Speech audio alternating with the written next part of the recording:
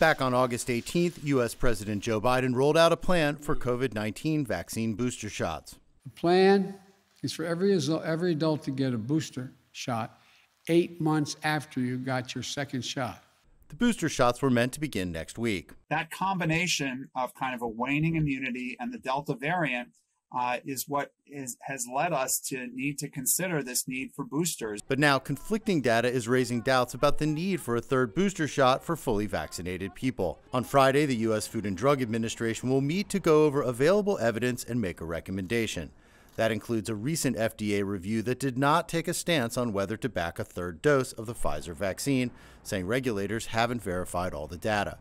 Pfizer is seeking approval for a third dose of its vaccine for all fully vaccinated people aged 16 and older, 6 months after their second dose. Other data, including a study from Israel published in the New England Journal of Medicine on Wednesday, suggests boosters are effective. And what they could see is the people who got immunized back in January, by the time you got to July, their protection would really have started to drop off, and not just against any infection, but even against severe infection. And that's the signal you want to watch for to say, ooh, might be time to do something like a booster.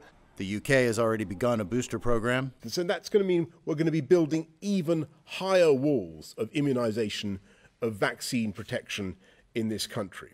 Some in the international community say the focus should be on getting vaccines into the arms of the unvaccinated in poor countries before focusing on a third shot for fully vaccinated people in more developed countries. For now, we do not want to see widespread use of boosters for healthy people who are fully vaccinated.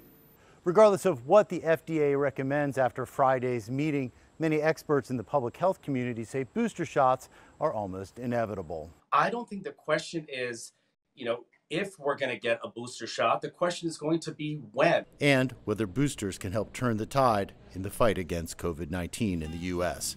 Jim Spellman, CGTN, Bethesda, Maryland.